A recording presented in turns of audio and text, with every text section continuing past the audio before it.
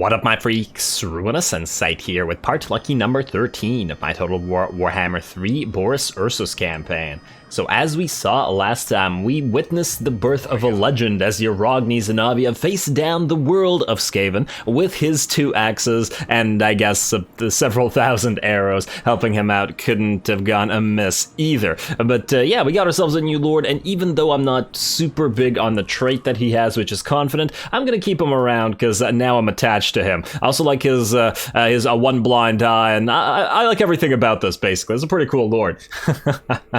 Oh, in fact, I was gonna give him the Rhyme Blade to reward him, and you know what, let's give him the Rhyme Blade. At least for now, until we figure it out. And also, did we not get an Armor of Fortune? Yes, indeed we did. Let's give him that as well. And yeah, we could give these to Boris's followers, but honestly, Boris's army is currently so strong that I don't feel the need. So otherwise, I think we're okay. The Step Hunter's Horn, Star Iron Ring, Rhyme Blade, and Armor of Fortune. He's got now a good 15 ward save, which is very nice. Alrighty, also, we are definitely going to give you Streltsy because I love Streltsy, so let's give you some firing drills because it does level up Streltsy, as well as Cossars and Armored Cossars. I suppose when Boris comes back and starts retrofitting his army, we could give his current Armored Cossars to Uragni, because, I mean, they don't really have anywhere else to go. Now, we also have to get you, Beledna, over to Uragni as fast as possible. And let's check on Boris, who has been in the realm of the Plague God and is nearing the immunity tree, the Great Tree. But last episode at the end, we saw that Greasus Goldtooth is also here, which is kind of interesting because I'm hoping we will get a nice one-on-one fight with him, as it looks, judging by the way that he's facing, that he's actually trying to...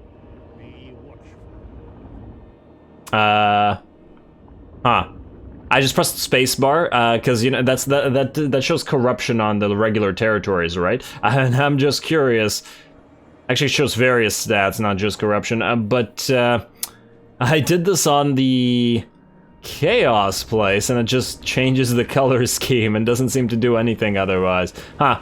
Weird. Okay, well, I'm gonna stop that because it's annoying. Anyway, we will hopefully get a fight with Greasus soonish. Maybe, well, probably not next turn because we have to head to immunity and then head back, but soonish. Soonish. That's the plan. Otherwise, we're just about done everything that needs to be done this particular turn.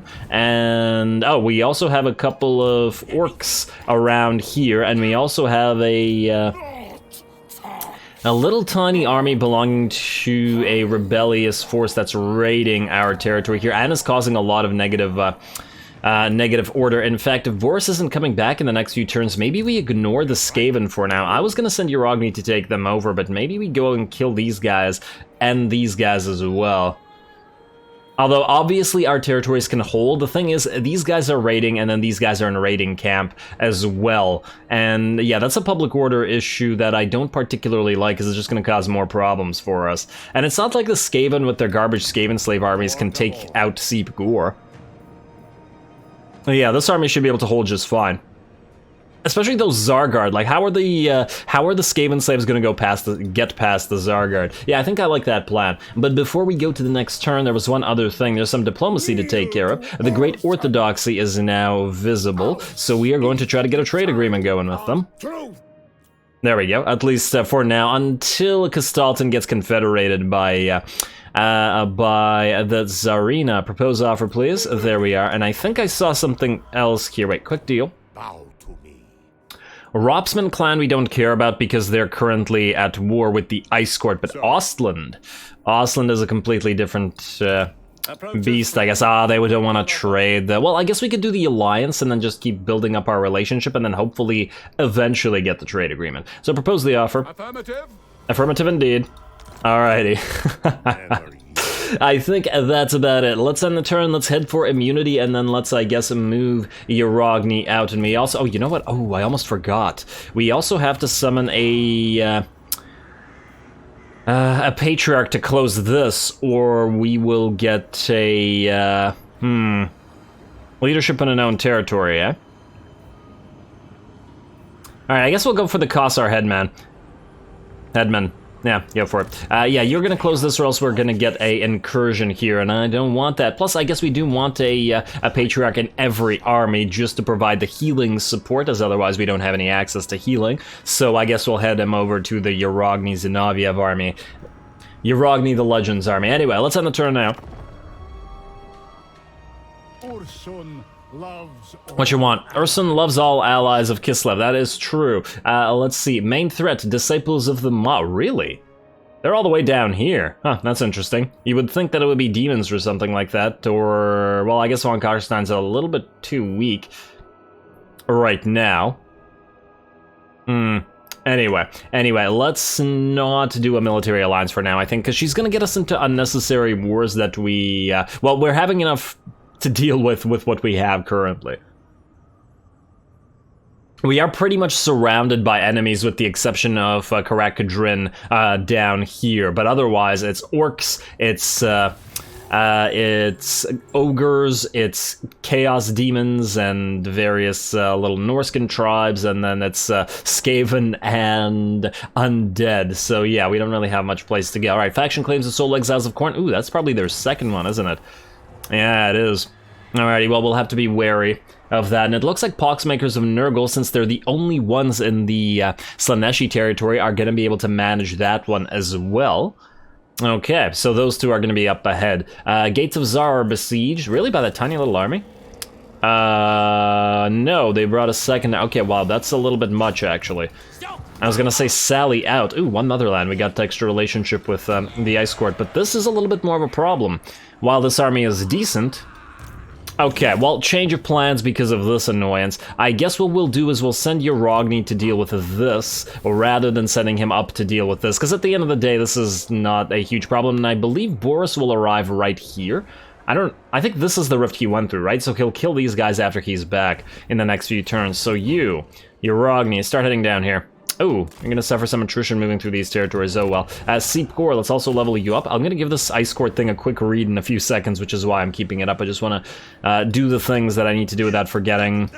In fact, wait, let's read this because I feel like clicking on this will make this go away. So, one Motherland. Though Kislev stands as one in the eyes of the world, in truth the Motherland is riddled with sedition. An avaricious boyar is the latest to show his hand, bribing dozens of atamans to reject your rule. Once your Akshina pay him a midnight call, the atamans abruptly regain their loyalty. Abruptly. Alrighty, well, let's close this rift down before we get a incursion here. Close rift. There you go, and I just want to double check that there isn't a better Patriarch for Yerogni. Intelligent, Determined, and Judicator. No, I don't like any of these. Alrighty, well then you, head down, follow Yerogni's army. You, Beledna Golovac, one of our many, many Belednas, down here and also go to this army. Now, if these guys attack the walls, they'll die, but if they wait here and siege, we have 10 turns to get here and kill them all with this army, so I think we'll be okay. What else do we have here? An Ice Court decision. Let's see, you can get infantry focused or cavalry. Oh. Well, that's a stupid choice. Why is it a stupid choice? Because I can't see whether you're Ice or Tempest. Huh. That is really quite irritating. I think you're Tempest and you're Ice, but I could be wrong. Oh man, because if I knew exactly... Is there a way to tell? Does anybody know of a way to tell after you've chosen, or do you just have to remember? Really, they should have one of these symbols nearby, because this is dumb. Wait. Maybe we can see this here. Of the ones that are being recruited. No. Wait, is there really no way to tell? You just have to remember? Damn. Okay, well, I guess if I'm gonna have to choose between one of these, I'm gonna go for infantry focused because I think it's a slightly better buff than the cavalry focused one is. Our cav... I mean, 10% charge is okay. But there's probably gonna be more... With the exception of Boris's army, there's probably going to be more infantry in most armies than there is cav. So let's go for infantry. I could be wrong, but and then you. Another Beledna Golovac. I don't know whether to go Ice Witch or Tempest or Ice. Let's go with Tempest again. Maybe we'll make you a ranged unit. Maybe we get Svetlana to join you. If Svetlana is ice, then she can give you a bunch of little Groms. Huh. Alright, we'll see, I guess. We shall see. Now, is there anything to build? Oh, our money went positive. Huh, we were just negative by like 300. I wonder what caused that. And there's actually nothing to build already. Well, it's time to get immunity for Boris. And here we go. Spread Ursun's love.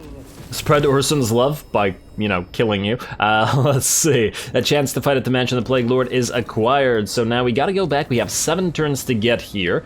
And 1, 2, 3, 4, 5. Ooh, it'll be close because, I mean, technically it's 6 because we can't move anymore.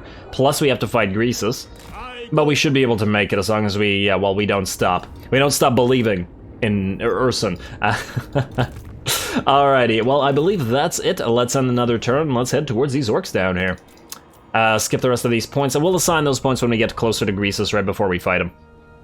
And what the heck is this? Why camera go here? I don't care. Enemy heroes moving around in our allies' territories, that's great, but it's not our problem. It should probably just show you armies, not enemy heroes. At least in ally territories. Probably beneficial to see enemy heroes in your territories, but not otherwise. Oh, Ice Core dominates, that reminds me. Slaanesh destroyed? Somehow I doubt it. Unless Aeneid is here. Aeneid? The Inari, those people? Yeah, from 40k. Although I don't think that there's an equivalent here. Oh wait, the Horned Rat. Huh. Much kinda gets screwed over, doesn't it? Let's see, anyway, range plus 15% for a little Grom units, and ooh, incessant bloating, yeah. This is a very, very hefty debuff with that melee defense, minus 20%. Oh well, not much we can do about that one. Until we get back to the, you know, Materium. I just want to see what's up here. Mother Earth for another 17 seconds. State Scholarship, Ice Core training cost reduction, so I guess we get another Witch in a few seconds, and we're negative again. Oh man, it just keeps going up and down. It's a roller coaster. Probably has something to do with all of our public order. What did I want to check here? There was something I wanted to check. Oh, wait. Tech? Oh, you're making tradable resources? Actually, maybe there's a better pick for this. Because 8 turns just for 5% tradable resources. Now granted, we are getting a lot of cash from trade, but do we just do this instead? But this is 18, because we have to go through Norse hatred, and this doesn't give us too much right now, unfortunately.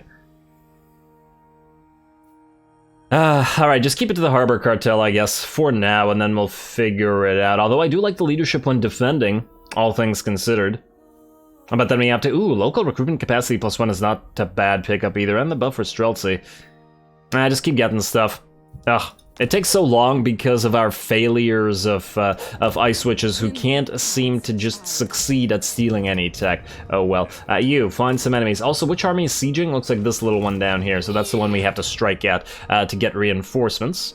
Then, you are also following Uragni, and did I just see a stack here? I did indeed just see. I was just talking about how we're not fighting the Norskins, but clearly we are. Alrighty, but they're going to have to siege this place. Do we go further negative by getting a boyar here, or are we okay? It is a full stack, and I do see a mammoth who will break down those gates. The defenses are okay here, though. And what is it? Okay, now there's also a Manny stack heading down here. Oh, man. And I'm willing to bet, judging by just how much the AI loves to focus the player, he's coming for us. I mean, these guys are attacking us instead of these guys, which are much easier. Which got... They basically have a bunch of shared borders with them and no shared border with us, and they're attacking us. But yeah, the AI loves the player. Not in a good way. Alrighty, well, you know what? Just in case we're gonna summon this boyar. I like the discipline thing, plus we already summoned this guy previously. Marat of the Oblast. Which Oblast? All Oblasts. He is a boyar of the people. Hawkland has just been discovered, which might mean we can get another trade agreement going. Quick deal. Hawkland, yes. This and, oh wow, you don't want to trade either, do you? Balance offer, you want 7.2k for this garbage? No, thank you. You disappoint me greatly, Hawkland. Oh well, let's propose the offer, I guess, and we'll take some money from you. Very well. We'll get friendly until we can trade. Lord of all. Alright, is that it? Ropsman will ignore, and it's all Ropsman in here, okay. Oh, you want a defensive alliance? Oh, that's Sturland. And so does Ostermark, eh? They're trading with them. Oh man, it looks like Sturland might be dead, which is 200 money lost. Because they don't seem to have an army. Shame. Brian, shame. Alrighty, well, Boris, you have a Greasus to kill. Oh, he moved around this army? Oh, he must have killed this army because there was another army there. Alrighty, well, we'll kill him in turn then. Oh, damn, I forgot to level. Oh, well, too late. Maybe not too late, he actually moved away. Alrighty, let's... What are you doing? What is this? What? He can move around this whole frickin' thing? That's like... That's way more movement points than he should have had altogether, even if it was at like max range. This is not how far he should have moved. Okay, I think this is a bug to do with the fact that this army is here. He wanted to back off from here to here, but because of this obstacle and this army exerting a zone of control, what must have happened is he moved around like this. Man, that's annoying. Well, now we're kind of running out of turns, so regardless of the fact that we might suffer attrition here, I think we have to just move. Otherwise, we won't get here in time. Alrighty. Plus, now Greasus will have to choose. Either he kills or he attacks this army and suffers attrition, or he attacks us and suffers attrition, because there's 2 zones of control and he's trying to head here, presumably. However, I am going to level everybody up. Boris Ursus himself. I do want to get battle engineers, because we are going to be using little Groms and various war sleds in this army. Ooh, the plus 15 missile resistance, I really like that. And then I guess we're gonna get you Blade Mastered and try to go through to Deadly Onslaught. It's a little bit unfortunate that Boris doesn't have a unique ability here, but just has the standard Deadly Onslaught. It's a little bit boring, although I'm willing to bet that modders are gonna fix that right quick. Now let's get you the next level of Heart of Winter, because I do use it a lot, and then another point in Ice Maiden's Kiss, because I also use that a lot. Yeah, Crystal Sanctuary is super, super rare. It's also pretty damn expensive. Although, we could get another point in here to be able to use it in area and just buff our entire line. But then it's still insanely expensive, mind you. We could keep Heart of Winter at level 2, but generally speaking, the bears are so strong that so this is fairly unlikely. You know what? After we fight Greasus, we'll most likely level you up, so it won't be needed. Oh, you also need another level. Okay. Oh, we're almost level 20, which will mean healer. Nice. Nice. You, I guess, are going to grab... Ooh, Enduring Devotion, yes. Let's get you Inviolable and Enduring Devotion. Melee defense and leadership and immunity psychology in an area. Nice. You keep supporting everybody. That's your intended role. Alrighty, anything else that we need to do, like upgrades? A little bit administrative in the first portion of this episode, I will grant, but, you know, not much of a choice. Perfect Vigor for you, obviously, rather than Vanguard deployment. Agent of Brutality and Clerical Oh, wow, that's garbage. Obviously, Agent of Brutality. Why would we care about the plus extra Patriarch when we're building churches everywhere, and each one increases the number of... increases the number of patriarchs. So, man, both of these traits are trash. Ugh, that's disappointing. Well, it looks like we have our first trash Ice Witch Lord. Now it's not just trash Frost Maidens. Damn, I'm really disappointed in these heroes thus far, or in the Bear Witch project in general. It's kind of irritating. Oh well. As usual, we will overcome. Now, building upgrade available, we can skip that outpost. This is the trash Dwarven outpost that gives us miners that I have absolutely no reason to want. And we'll skip that, and I believe that's about it. Let's end the turn. Let's see if these orcs attack. And if they don't, well, let's keep heading towards them. Hope I didn't forget anything.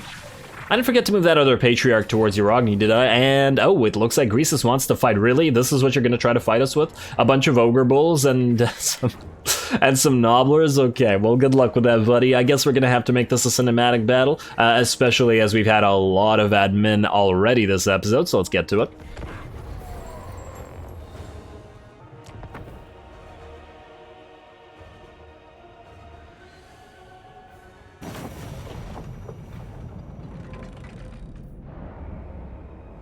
Alrighty, here we go. I was controlling my mouse for a second there. I'm genuinely shocked that this plan worked with Greasus actually attacking us, but as I said, it looks like he had no choice. Now, he does have that stone horn that he starts with, and we are immediately going to move up our war sleds to fire on it, plus our little Grom. trying to whittle this thing down before it gets to us. Oh, and it looks like it's changed its trajectory. It started heading towards the front or our main line, but it looks like it's gonna go diagonally. Huh, interesting. Maybe because it took all those shots from all of our sleds. And oh wow, really? Did you guys really get caught by a bunch of ogre bulls? You gotta be kidding me. That's pathetic. They were set on regular skirmish though, and skirmish has always been kind of trash and buggy. Looks like the Stonehorn is now at half HP, and I did summon our Snow Leopard to immediately attack it, but not so much to do damage, rather to just keep it in place while the little Grom keeps firing on it. Now, I really actually like the particular setup that we've got over here in this particular battle, because we started on the map with this little trench right here, and this trench is like shallow water or slow something, because units are considerably slowed down when moving over it, and when you hover over it, there's like a it shows that shallow water debuff, even though I don't actually see water here. But either way, this is a pretty cool setup here. It's like the game. I assume that this was designed so that you could set up an army right on the edge of this trench. And then we also even have a rock or whatever the hell that is, some sort of freaky formation. If you have tryptophobia or whatever, don't look at that. Ugh. It's freaking me out, and I don't. Anyway, as I was saying, yeah, we have this, and we can sort of use it as an anchoring line or as a pseudo wall, as you know, that is quite advantageous. And I guess this one as well, though. Perhaps I should have moved the entire army here instead of using this one unit here. But anyway, obviously our entire battle line is going to be hidden behind this trench with our bears ready to move in once the enemy hit our armored Cossars. Though the Cossars may be armored, they are still a fairly fragile unit and take a lot of damage even to ogre bulls, so yeah. Alrighty, speaking of ogre bulls, here they come. Boris is, however, going to intercept at least some of them and debuff them with his ice shard and buff himself up, obviously. He can hold a unit or two back. It's not like they can damage him. Plus, this gives us an extra few seconds to get volleys from our armored Cossars. Now, it looks like the enemy ogre bulls are heading up the trench, as we can see. Our units are bracing themselves for the hit, and these are the Iron Guts as well, so they should be able to do quite a bit of damage. Fortunately, we have our Bear Cab moving in to counter them here. There we go. And I'm pretty damn confident in a unit of Bear Cab to be able to kill any kind of regular Ogre Bull unit. Though I would be interested to see how much damage a unit of Gorgers would be able to dish out to a unit of a War Bear Cavalry, or War Bear Riders. Anyway, we're basically doing the same thing across the entirety of the battle line. As soon as those Ogre Bulls move in, we try to protect our Armored Cossars with our Bears. Yes, we're not using them to hit the enemy in the sides, but I think because we have this trench, it's pretty much okay. Now, it looks like the enemy Stonehorn has finally gotten rid of that Snow Leopard and is now at about 33% HP, though the little Grom is still firing at it, and we're going to slow it down with that ice sheet. There we are. Nice. Over on this side, we do still have a couple units that I did keep in reserve of our Warbear Cab, and they are just going to kill these ogres over on the side, the ones that were trying to flank us before themselves deciding to flank the enemy. So they'll be busy for a little while, but yeah. These ogres are really in trouble, especially surrounded like this as they are by Bear Cab. And also, we do have a Cataclysm that is available to us at this point, and it is a, I forgot, I think it was a Tempest Catalyst. Or Cataclysm, not Catalyst. The thing that, the Lure of the Heavens one, the Lightning one. I'm getting distracted by this Stonehorn surrounded by those war bears. It should be going down pretty soon.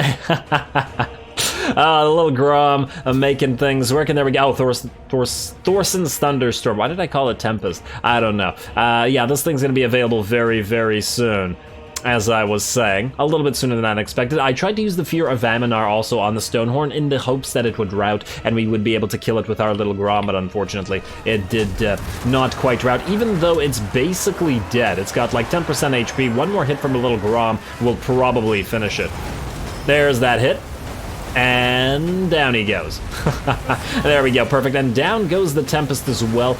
More or less it's going to hit only a few of the enemy units, but hey, it clearly did some damage here. And at the very least, it will be able to It will be able to hit any enemy units that run away. I really am afraid of using this thing near us because I am a little bit concerned about it dishing out damage to us, although I never checked whether it actually affects allies. It looks like it would. I'm pretty sure that Magma Storm, the fire one, does, so oh wait, and I know that the metal one, the giant cannonball, the rolling ball of brass, or I don't know what the hell it is, it definitely hurts your own units, because I've seen it do so. So yeah, I have no doubt that this does as well. It is a cataclysm after all. Now over here, it looks like we're finally starting to take some damage. The warbears and the armored cossars getting kind of beat up by Greasus himself. Now we got a number of dead cossars over here. Well done, Greasus. He is a mighty fighter after all. It was a pretty fun battle. I do like the fact that the ogres are attacking us and we actually got to take defensive lines here and didn't have to try to force the enemy to come to us. Unfortunately for the enemy, the battle is just about over. Lots and lots of enemies are all going to rout rather than fighting to the death, which is nice for once. And now it's a simple matter of using our giant piles of bear cap as well as our war sleds, who are also pretty good at chasing because they can both fire and attack at the same time. Oh, this poor little army.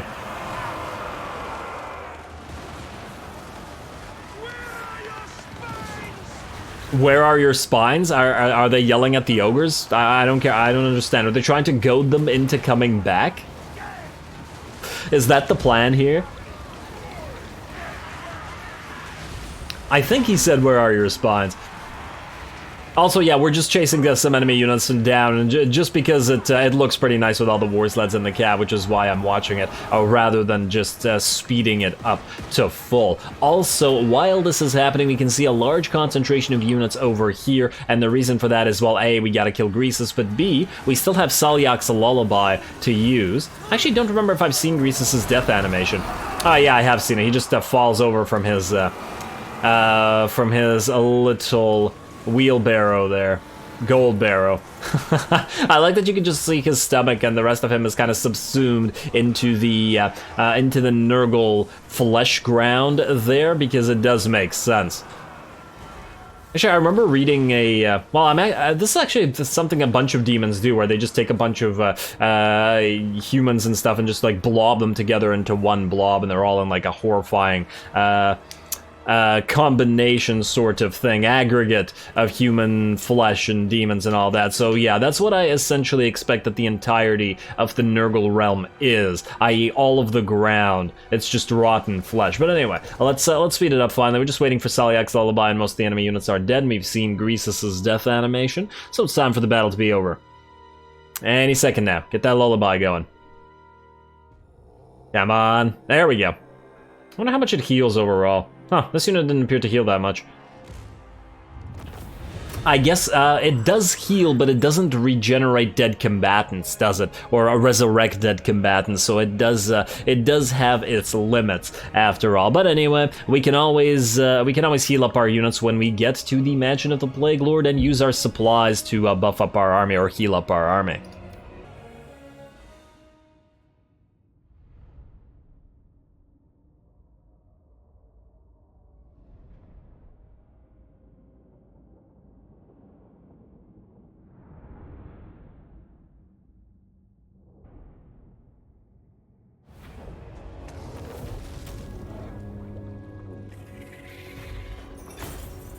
Alrighty, and ooh, we actually managed to steal a banner of eternal flame, interestingly enough.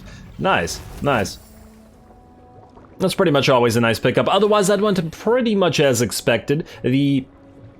The one unit of armored cossars and the one unit of bears that got pretty badly beat up were the ones that got hit by Greasus and by that Stonehorn there, so it's not surprising that they took the most damage, but otherwise the enemy army really did not do too much. We lost 73 units, and by and large they were cossars and a little bit of the warbear riders.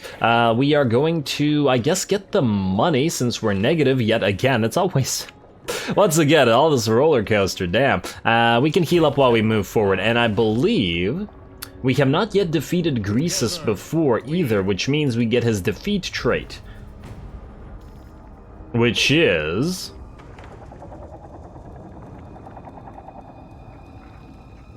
which is... let's see, ally begins outpost construction, swell bad and return on flame also swell. Alright, defeated Greasus goal to... Ooh. Okay, that's not too bad. Income from trade plus 10, and we're positive again. Amazing. If anything, we should try to get this particular defeat trait on multiple of our lords. Keep stacking that extra from trade. Greasus looks like a particularly good lord to defeat and farm that trait. Nice. Alrighty, well, regardless, we have 5 turns to get here, and I think we should be able to make it, so let's go. Oh, and we got perfect vigor and extra campaign movement range at the same time, out of seasoned commander. And income from post-battle loot out of that kidnapper. Damn. Got a lot of decent traits out of this. Well, thanks, Greasus. You really gave us some good stuff. Now, yeah, we have 3 turns to get here. Ooh, where do we go? Honestly, we could just go in here in 1 turn. I really feel like we should be back to our... You know what? Go. In fact, wait. Go into march stance. Far as you can go. The way I figure it, yeah, we're a little bit damaged, but we could heal all of our units up in here, can't we? Ooh, or do they start being unable to heal past this? Although I suppose we could teleport them back and then teleport them, re-teleport them, as it were. I feel like we should just try to get out of this place as well, because we won't be having any more battles in here, and plus I believe the negative traits will increase the longer we're in here, so there's no need to risk it. Alrighty, otherwise, Boris, you're good. Yarogni, you need to keep moving, although now I think it's time for you to go into ambush stance, or do you move one more time? It really depends on whether they can see you coming or not. Because you would move here to ambush, and you'll have to go to here to ambush and then move. Alright, you know what, let's just move here, and then we'll see. Can they reach us here? No, they can't. They can't reach us here. I presume that they will know that we're here, but whatever. You go into scouting, we'll see how these guys react to this. Maybe it'll push them to attack, which might be a decent thing at the end of the day. What do we... Okay, I thought this was an enemy force for a second, but we're okay. You, Patriarch, move down here. We also have an Ataman choice. Pragmatic Defender, attrition minus 15 when under siege. For local armies when Ataman versus Recruiter. Recruitment cost minus 6%. Well, you already have some recruitment stuff, don't you? You have recruitment cost minus 15% for Cab. Honestly, 6% feels a little bit weak. Let's go for the Pragmatic Defender, although I hope that this doesn't... What concerns me is that this says local armies when Ataman. Does that mean... exactly only in this one territory? Because this is the capital of the territory, right? Usually when something says local, it means to that region, doesn't it? I'm a little bit concerned that this means that you actually have to summon the Ataman and use him as a lord. But then again, this is local... Nah, see, this says local province. This is local armies. Attrition minus 15%. Well, you know what? I'm gonna go for reinforce the defense. At the end of the day, 6% is not a huge... not a huge change, even though this will be our military province. Oh, man, that's a harder decision than I thought it would be. Wait. We're going to get our little Groms and heavy war sleds out of this province, and they do cost quite a bit to recruit, as well as our elemental bears. If we, for example, delete one of these buildings and replace it with a Zargard building, rather, for example, this building right here, although that'll cost us money in terms of the farm estate. Ah, man. We could just make it an all-out military hub. We'd be able to build the Griffin Legion and the Zargard out of here, and that'll be the main stuff, although I guess without Streltsy and stuff. But still, I did want to use this particular territory as our recruitment hub. But then again, once 6% is not that big of a deal. You know what? No, I'm going to go for the attrition thing. Screw it. Hopefully that actually works in the way that I think that it works. And he doesn't have to be summoned for it. You. Better swords, better bows for Ice Guard. Well, you may eventually be in a force that has Ice Guard. Since you're going for weapon strength for infantry, you might as well double up and get better swords. Beledna Golovac, okay, you don't have anything, and we only have 2 turns left on the Ice Court stuff. Okay, let's see. Ooh, we got upgrades. You. Upgrade here. I said upgrade here, thank you. Zorno Skull, you're good. You are also good, World's Edge Mountains, and you are also good, Tsar Negrund and the Plain of Tsar. Well, this guy's near us, and we're under siege here. I guess we're gonna start suffering attrition. Man, we need to now get an army back here as well. At the very least, Karakungor is holding this pass. What might happen, though, is if this guy attacks, badly damages our garrison, and then this guy attacks right afterwards. Oh, and he's on his zombie dragon as well. Ah, man, that's not looking good for Karakungor unless we get the Aragni back here. Which I guess we'll have to give a shot to. Let's see. Marat of the Oblast. Oh, wait, no, you can't move. Unassigned skill points, we'll skip the rest of this, and an imminent rebellion, I take it, is in the plain of Zarias. Oh, wow, I didn't even see this. Tsar Nakrand is also now under siege by ogres, damn. Okay, yeah, we really need Boris to come back, so yeah, that, I think it was a good move not to waste time raiding. Or not raiding, I was thinking of a raiding camp, and camping rather. So he'll come back here, he can attack this, maybe even move down here, or you go here and back here. We'll have to figure this out as we go. We're almost out of time though, so I think we're gonna have to save this battle, which looks like it's going to be a pretty big battle for next episode, unless they attack immediately. Because it'll take 2 more turns to get there. Say the word, and the pulse shall be mobilized. Say the words and the pulse shall be something. Okay, perhaps a treaty with you. How about instead you give us a trade agreement? I'll take it. I'll take it, Ostland. Okay, that worked out. Let's go. Propose offer. Did we not have a trade agreement with... no, wait, we had a trade agreement with Ostermark, not Ostland. Close, but not quite.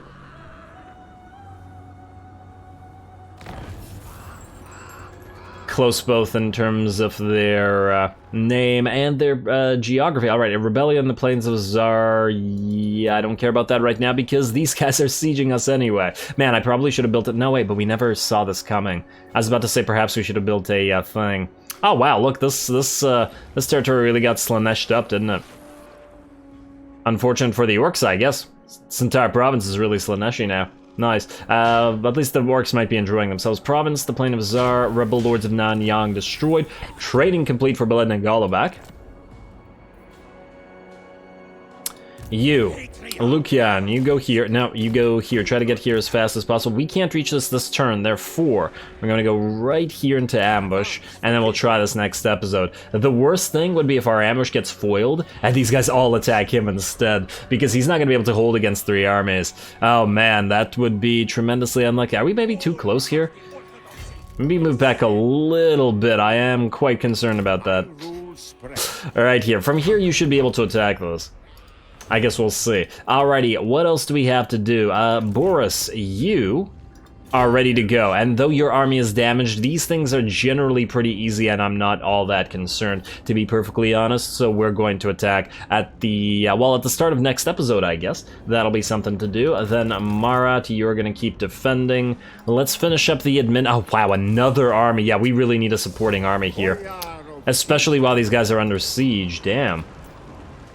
Man, I can't believe we're getting sieged everywhere. This is so fun. I think I'm really loving this campaign. It might be my favorite thus far. Just by virtue of how many enemies you have to contend with. Oh, nice charioteer and artillerist. Huh, now I do wonder, does artillerist stack? Like, if we get you, which already has artillerist, would you be able to combine with this?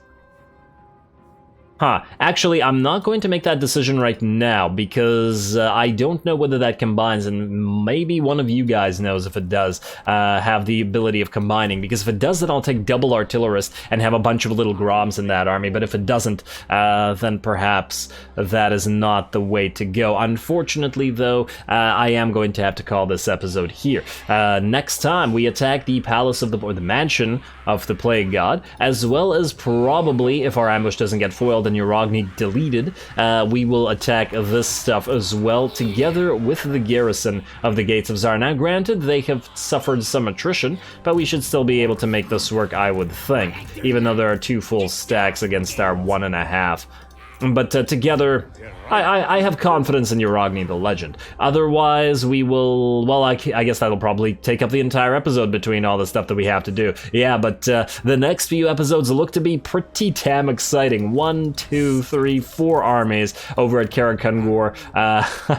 We got 2 stacks here, 2 stacks here, this little army here, and more than likely we're probably going to start seeing enemies moving down here, as it's been a while since Kugath has come out to play. So some exciting times ahead. In fact, we're probably going to use a defensive one of these invocations of the motherland next turn as well, possibly the cause attrition one.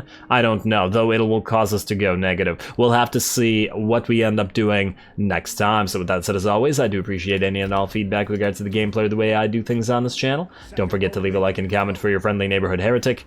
All glory to the algorithm, and thanks for watching.